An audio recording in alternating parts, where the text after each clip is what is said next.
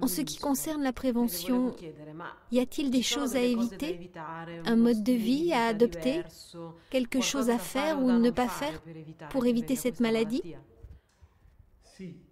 Oui, il y a toute une série de conseils à suivre pour fortifier le cerveau face à une maladie neurodégénérative.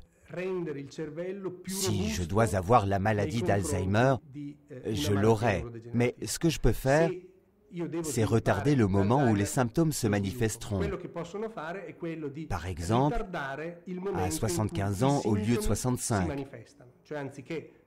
ou à 85 au lieu de 75, etc. Le premier conseil consiste en un contrôle adéquat des facteurs de risque cérébrovasculaire, comme l'hypertension, le diabète et le tabac, car ces facteurs provoquent des troubles circulatoires dans le cerveau, en le rendant plus vulnérable face aux maladies neurodégénératives. Le deuxième concerne l'activité physique. L'activité physique aérobique au moins 3 fois par semaine. Mieux encore, 4-5 fois. 45-60 minutes d'activité aérobique continue.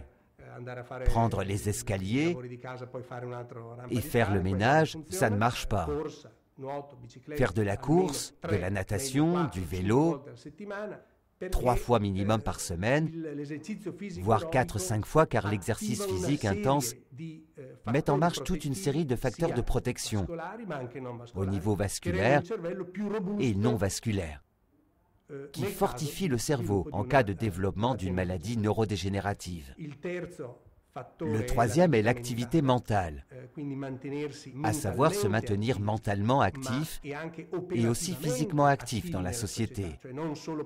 Ne pas se limiter à penser, mais penser et faire, du bénévolat ou n'importe quelle autre activité, car cela entraîne la synaptogénèse, c'est-à-dire la création de nouveaux contacts entre les cellules nerveuses qui, comme je le disais précédemment, fortifie le cerveau face au développement de maladies neurodégénératives.